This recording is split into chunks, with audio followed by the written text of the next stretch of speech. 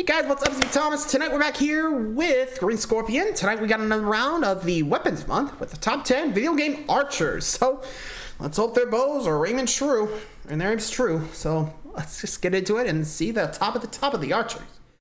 So before you ask, no, don't think any Robin Hoods are going to be here because one, not fiction. Two, don't think he even appears in video games. Does he? I don't know. Well, we're about to find out, so let's see who's good with a bow and arrow. Be sure to like Scott for more. Hope you enjoy. Let's go.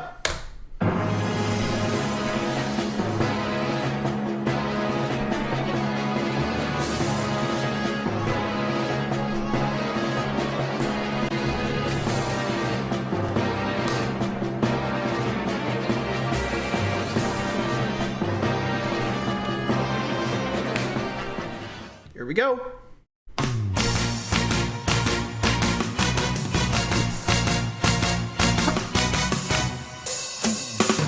Hello everyone, the Green Scorpion here, and when it comes to video game weapons, bows are a personal favorite. They are one of the earliest forms of ranged weaponry, other than throwing stuff, and there is just something about the engineering of a bow that, for the time that it was invented, is a marvel. Unlike some of the other weapons that we've looked at so far, firing arrows takes a considerable amount of skill and dexterity to even begin to work. Bows can be categorized into two categories, regular or composite bows, and crossbows, and both of which require finesse and accuracy.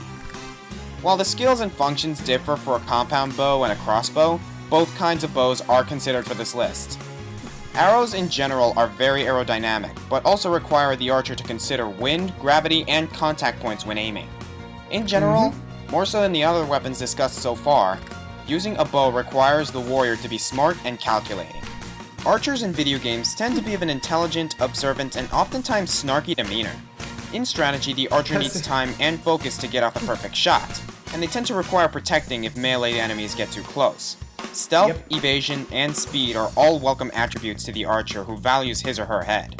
These 10 archers are the characters that I feel optimize on the advantages of the ranged weapon, cover for the weaknesses, and have that kind of wit necessary for getting an arrow from point A to vital organ point B while under perilous conditions. So now, I'm going to count down the top 10 video game archers. Ready? Aim? Let's get started! Fire! Here we go.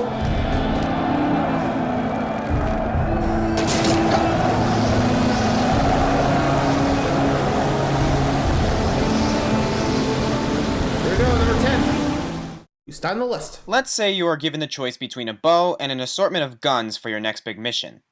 Unless you're Hawkeye or Green Arrow, you would have to be crazy not to choose the bullets. Joseph Turok is a little crazy. Now, I can't say I know too much about Turok as a character, and from what I can tell, he does not have much of a personality to speak of. I just have some memories of playing the Turok series on the N64. Turok has an impressive arsenal for taking down packs of velociraptors, including the cerebral boar, which fires homing drills that burrows into enemies' skulls and then explode. But his default is a trusty bow. Turok is no caveman, however. The tech bow, as it is called, is specifically engineered to get the full amount of force and precision necessary for maiming prehistoric predators. Damn. Recently, the Turok series was rebooted for the Xbox with the game simply called Turok. The main character, Joseph Turok, is probably a descendant of the original N64 Turok, seeing as he has some Native American background. And don't go thinking that because he is Native American, he's old-fashioned and fights just with a bow. Actually, he has 4 weapon slots for just as diverse an assortment of guns and launchers. However, he keeps 2 of those slots reserved for his hunting knife and his trusty bow, in case he wants to go for the silent kill. Turok may not exclusively fire arrows, but he makes the level-headed decisions of when to go with the old and faithful. True. Sometimes, bow and arrow can be silent. In Super Mario RPG, Mario and friends, and Bowser, team up to combat the Smithy Gang, an army of anthropomorphic medieval weaponry. The lieutenants of the Smithy Gang include Mac, a bouncing sword, Yuridovich, a compilation of spears, and our number 9 archer, Bowyer, who is in fact his own bow. Bowyer commands a regiment of living arrows called arrows, and fires them at his enemies. Bowyer was sent to the peaceful Rosetown to prepare it for the military occupation and secure the second star piece needed to repair Star Road. Oh yeah, Bowyer, Apparently, his way of preparing Rosetown is by hiding out in the forest maze and randomly firing at Rosetown from miles away with poison-tipped arrows that will petrify the residents. What's really crazy is that he does hit them. Almost all of them. From hundreds of miles away. Without any clear sightline. That's insane. And Bowyer is pretty insane too, now that I think about it. He speaks in anastrophe, putting the subjects of his sentences at the end in a way that makes him sound like Yoda, and randomly saying, "Yeah!" It takes the all-star team of Mario and company to take him down. During the fight, not only does he summon arrow minions, fire them, and use lightning magic, he can also shoot out buttons of the SNES controller, making it momentarily impossible to either basic attack, special attack, or use items. So not only can his arrows headshot a Toad from one city over, they can also pierce through the fourth wall. Bowyer is pretty amazing, and if he wasn't so unorthodox, he would have given the rest of the archers a run for their money. Yeah, I think he's only the second boss, if I remember correctly. So, not really much of a standing. Southern Murray? I tried not to. I really tried not to. But Link is one of the greatest archers in video games. Yes, Link is known more for his sword and shield, and we even ranked him number 9 on the top 10 sword wielders list. But next to that, Link's most trusted weapon is the bow and arrow. Be it the hero's bow, the fairy bow, or whatever other arrow-hurling piece of wood, Link has been an archer for 15 out of the 16 canon Zelda games. Some might suggest that Princess Zelda herself be included, as she helps out in a few final boss battles with light arrows, but despite a nice final smash and brawl, we haven't seen Zelda's archery nearly as much as Link's, and he has a pretty nice track record for flinging points into fiends. In the original Legend of Zelda, Link's bow oddly took his ammunition straight out of Link's wallet, and the silver arrow was needed to defeat Ganon. And while Link often does get a slingshot or a boomerang earlier in the game, neither have ever compared to the range damage of his bow. Besides fighting, Link often uses his arrows to solve puzzles, most notably shooting them through torches to burn away faraway targets. Over the years, Zelda fans have seen a lot of variation with the bow. Link can fire while on horseback, he can charge the arrows with fire, ice, or evil searing light, he can strap bombs to them, which goes against all rules of physics, and with the Hawkeye from Twilight Princess, he becomes a regular sniper. I especially like Link's bow in Soul Calibur 2, which was one of the few ranged attacks in the game and could be aimed down to shoot Nightmare in the foot. Link's crossbow training, an underrated little Wii gem, has Link trying out a crossbow with a scope, bomb arrows, and magic rapid fire. Link does not always shoot arrows, but when he does, make sure you get out of the way. Pretty much. Yeah, true. Like, if he ain't slashing you with his Master Sword, he's gonna shoot you in the face with a light arrow. And actually, if I remember correctly, that's what he used to take out Calamity Ganon in, well, you know, Breath of the Wild. Which is really saying something when you think of it like that, you know? Anyway, so there's that. So let's move on to the next one. What's next? Number 7, please? Yep. I played Maple Story for a little while. It isn't great, and I'm not really into MMOs to begin with, but I had fun while it lasted. This game has a huge world that always teases you to want to get stronger so that you can venture out and survive the increasingly dangerous monsters to see what other lands there are. It is just a little too grind-heavy for my taste. Fair enough. Still, it happens to be home to a class of unparalleled archers. At the beginning of the game, you are given the choice between 4 classes: the warrior, the mage, the thief, and the one I knew I had to try, the bowman. Surprisingly though, the bowman is the least popular of the 4, mainly due to its low defenses and the fact that it takes more time to get experience at first. Plus, you need to buy arrows. You start as just an archer. As an archer, you can fight mushrooms and angry pigs without fear, because you're several feet away while firing, and your arrows have enough of a knockback to keep them from reaching you. The most impressive thing you'll do is the occasional double shot, and other players won't be too interested in inviting you to the training parties. But you'll show them. At level 30, you upgrade to your second job, a hunter or a crossbowman, depending on what kind of bow you prefer. The crossbowman can shoot iron arrows through multiple enemies, while the hunter gets bomb arrows to stun a pack of them and to do heavy damage. Plus, both classes get soul arrow, which allows the bowman to summon arrows with his spirit, reducing the need to buy more in the shop. The hunter and crossbowman become the ranger and sniper respectively. I never got this far, but the ranger adds fire to his attacks while the sniper adds ice. They can shoot out enemies' eyes to blind them, or shoot their heels to slow them down, fire arrows with significant knockback, and aim up in the air so that the fires fall like a rainstorm. And then, when the bowman reaches its fourth job, the bowmaster, all the old friends come crawling back to you to invite him or her into the boss missions. Really? The bowmaster is a monster-killing machine, and the skill Hurricane, once leveled up, allows him or her to fire anywhere from 480 to 600 arrows a minute. That's up to 10 arrows a second! I understand that most gamers don't waste hundreds of hours level grinding, but it pleases me to see that by staying determined, the unpopular archer becomes a machine gun, but with arrows. No kidding. That is definitely something in fact. It's always saying, good things come to those who wait. Pit and the Hey, fans Pit. of the Kid Icarus series have a very interesting relationship. He appeared in the cult classic Hard as Hades platformer on the NES with one sequel on the Game Boy. And in the 80s, he was considered to be one of Nintendo's greatest stars, alongside the likes of Mario, Samus, and Link. He disappeared for a while, but was supposed to be given a comeback along with Samus by appearing in the original Super Smash Bros.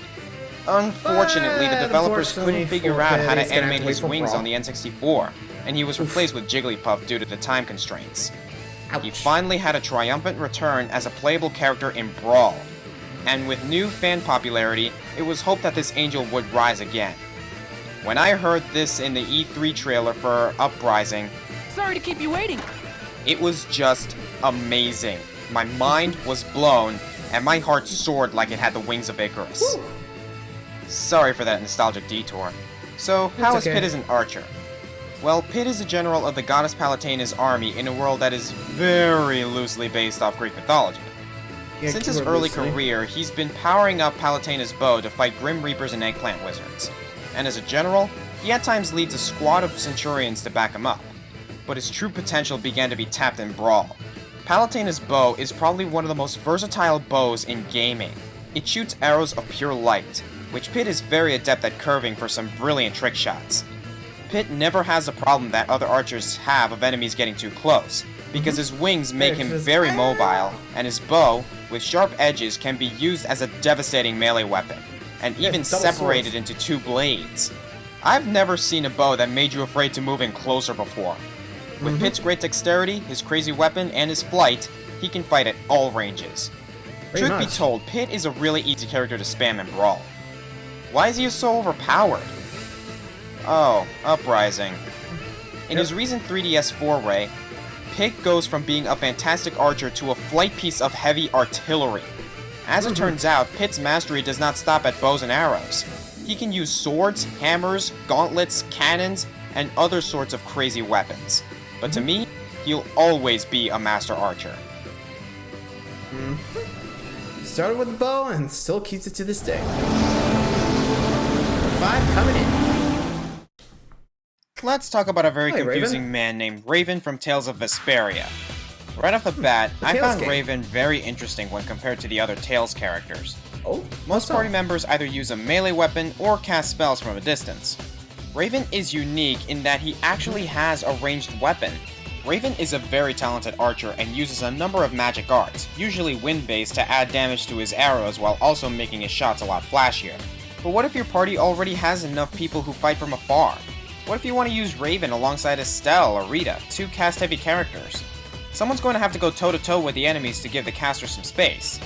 Well, lucky for brave Vesperia, Raven has taught himself martial arts with a bow. To him, that bow is as good as a short sword. He also keeps an arrow in his offhand at all times to stab with. And by smartly utilizing his delayed volleys, Raven can combo lock like a boss. Raven is also among one of the more interesting party members in the game. Without giving too much away, he's got a bit of an identity crisis. When he first starts traveling with Yuri in the game, Raven immediately advertises himself to be lazy and a complainer about everything. He says he's too old for everything, but he's only 35. He doesn't even keep his hair or beard in check. He is also this Tales game's obligatory womanizer, much to the chagrin of Judith. However, if any girl does start to show too much feeling back, Raven makes like a bird and flies off, not wanting to really commit to anything. Ouch. He handles his life and his duties with the same level of detachment. Detachment is the key word that really describes him. While he may know how to fight monsters up close, emotionally, Raven distances himself from all of his problems, and prefers to watch the world from a crow's nest rather than actually play a part in it. I just find that so mind-boggling, how his social demeanor reflects classic archery more than his fighting style does. Well, whether you look at him from a combat standpoint or as a character, Raven is a conundrum of an archer that I really enjoyed my time with. Yeah, fair. And poor Raven. Anyway, number 4. Check out Vesperia later. Yet another champion from League of Legends. I know it may be What do you fishy got? that 3 of the 4 of these weapons lists so far have had a League character, but with 97 champs and growing, there's a League champ for almost every occasion. And when it comes to Sounds bows, right. Ashe definitely earned some recognition. Ashe. Known as the Frost Archer, Ashe hails from the frozen tundra of Freljord. Ashe is a direct descendant of the Great Avarosa, which would make her the rightful Avarosa? queen of the region. However, Okay. Freljord is broken up name. into dozens of tribes, including 2 that are also descendants of Avarosa's sisters, and those tribes Oh. one are dead. There are also that some bad? nomadic barbarians, the Yetis, and the Ursine, a pack of Wait, sentient really? polar Yetis? bears. Ashe joined the League of Legends hoping to get enough influence to unite Freljord once again under one rule. With strength and conviction, So. she has avoided assassination attempts on her life from the likes of Sejuani, who also wants the crown, and made powerful allies with the barbarian Tryndamere and the Ursine Volibear. Ashe was one of the original champions of League of Legends, and is Dang, recommended for anyone trying to learn the game. In fact, if they play the tutorial, Ashe is the first champion they ever use. Her range with the bow keeps her safe while she farms experience and gold. She is what you call a late game carry. She may be easy to kill early in the game if she isn't played well, but if you can get over that bump, she really spikes late in the game with ridiculous attack speed, attack damage, and critical hit chance so that she can carry the team through the late game to victory. Auto-attacking is her best form of damage, and her abilities help her get those attacks in and farm to level 18. Frost Arrow imbues her shots with ice to slow enemies. Volley shoots 7 frost arrows in a wave to clean up minion waves. And Hawk Shot sends a scouting arrow that lets Ashe know if enemies are trying to sneak up on her. Like most archers in video games, Ashe works best while standing behind some melee characters so that she can't be the focus of attacks. Her ultimate really makes her a credit to the team. Ashe can fire an enchanted crystal arrow, a huge missile-like bolt that can travel the entirety of the map until it hits an enemy champion. Damn. It does damage and stuns the target, keeping them stunned for longer the farther it's flown. This encourages Ashe to make some tricky skill shots, and So the sniping- high-range stun makes Ashe one of the best in the game for initiating team fights. And you gotta love when the enemies escape with 1/10 of their health, only for you to pick up the kill from your base. Although League of Legends doesn't have a main character per se, I've always thought of Ashe as being the star of the game. She's not on the front of everything, but that's because she's a smart archer. She's hanging back. Yeah, fair. I guess with Ashe, fair enough. Honestly, got really nothing else to say. I don't really play a lot of League of Legends, so... Oof. But hey, these guys know how to make their shots count. Anyway, so we're down to the final 3, so let's get to it. First up, number 3. Since we talk about Ashe, let's talk about the character that probably inspired her. Alleria Windrunner is a high elf general Windrunner? from Warcraft 2 and Warcraft 3, and her skills with a longbow are something else. Well, the The Warcraft, eldest okay. of the Windrunner clan, this military leader of the Qualthalas Forest region was one of the first with the Farsight to see that the Horde would be a danger to them. She battled her fair share of orcs alongside the paladin Turalian, and her entire family is renowned for their combat prowess and archery skills. During one battle, when her brother and 18 of her clansmen were slain by orcs, Alleria went into a rage and devoted her life to getting revenge on all orc kind. What the- She led her army to capture the Bleeding Hollow Gang, one of the most legendary bands of orc raiders. In time, she was able to set aside her anger and, after the war was won, ran into parts unknown with Turalian. As of yet, she has made no appearance in World of Warcraft, which might be considered another positive point. Now that I got all the backstory out of the way, let's talk about where Alleria really shows off her talents.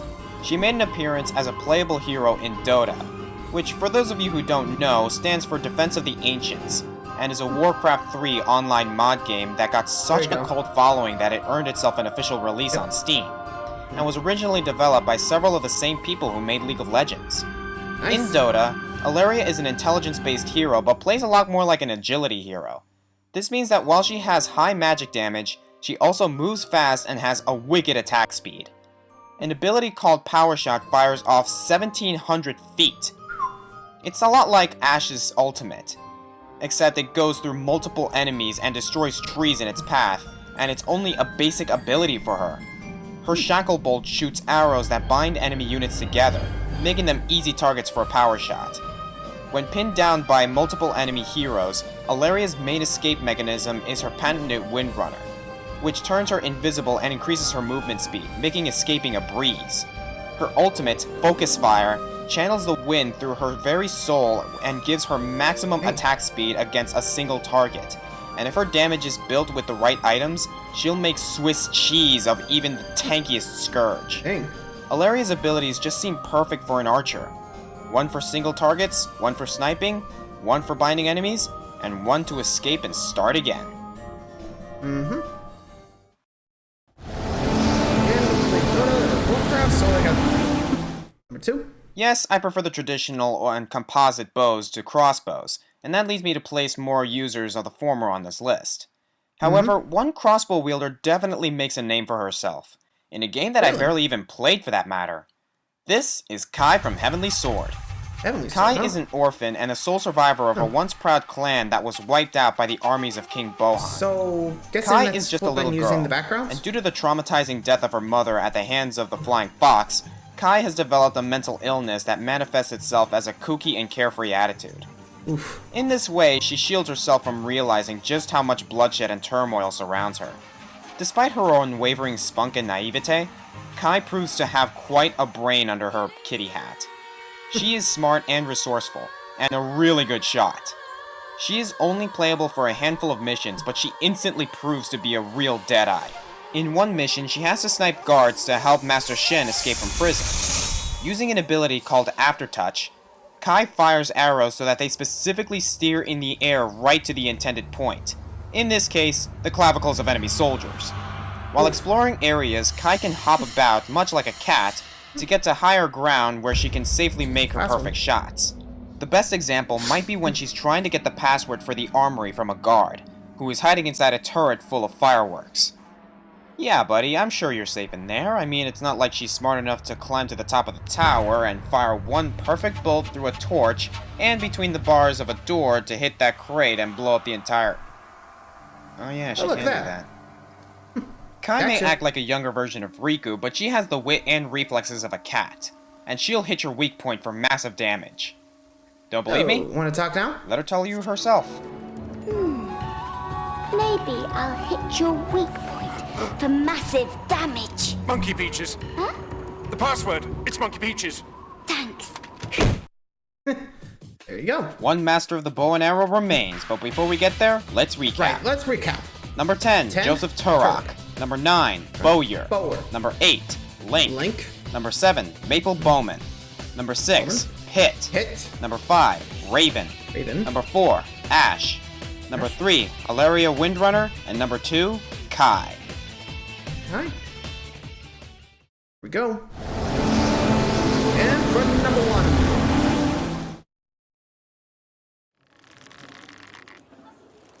Final Fantasy. What's the problem?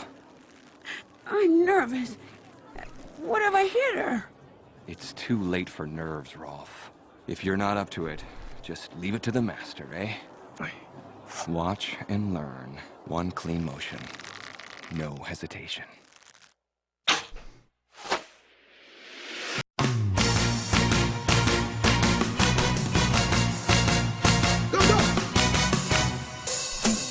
This guy. This freaking guy! Shinon is by far the greatest archer in Fire Emblem, and the greatest in all of gaming. First appearing in Path of Radiance, Shinon is a member of the Grail Mercenaries, and he is a total jerk to everyone except his leader Grail. In fact, his character art always has his back to whoever he is talking to. Shinon is already upgraded from Archer to Sniper at the start of the game, so in an early mission he completely wrecks the opposition. When Grail dies, Shinon refuses to take orders from Ike, who he calls Little Ikey, and leaves. Sure. Late in the game, Ike finds him again selling his talents to the enemy Dayan, and still being a huge jerk to his superiors. Either Ike or his secret protege Rolf can convince Shinon to rejoin the group, and he is just as awesome as you remember him, given some catch-up training. It's not often that late in the game characters can be useful in Fire Emblem, but Shinon is a clear choice to take to the final boss battle. In Radiant Dawn, he returns as a Grail mercenary, now following Ike but still retaining his air of smugness. His only friend in the world is Gatry, and even he is a constant target for criticism. Shinon seems to be waiting every moment in conversation to snipe back with a witty insult. I doubt the mercenaries would keep him around if it weren't for his incredible aim. If you play him, you know just how amazing he is, especially when you upgrade him to his 3rd class level, Marksman. As a Marksman, Shinon gets the ability Deadeye, which adds another chance for him to deal a triple damage critical hit. Deadeye can also put enemies to sleep, but Shinon's target is rarely alive after a critical hit. His damage and accuracy are insane. His speed has him always attacking twice, or 4 times with a double bow, and he crits constantly. I found that he would often hit on his first attack, and then crit on his second. Like he was just being a punk and wasting my weapon durability instead of killing them with just one shot. I wouldn't put it past him. Even his defenses are good. He almost always dodges, and while in Fire Emblem you usually want to keep your squishy archer from being attacked up front, Shinon actually has the ability Provoke. He is so much of a raging douchebag that the enemy units prioritize hitting him over other units.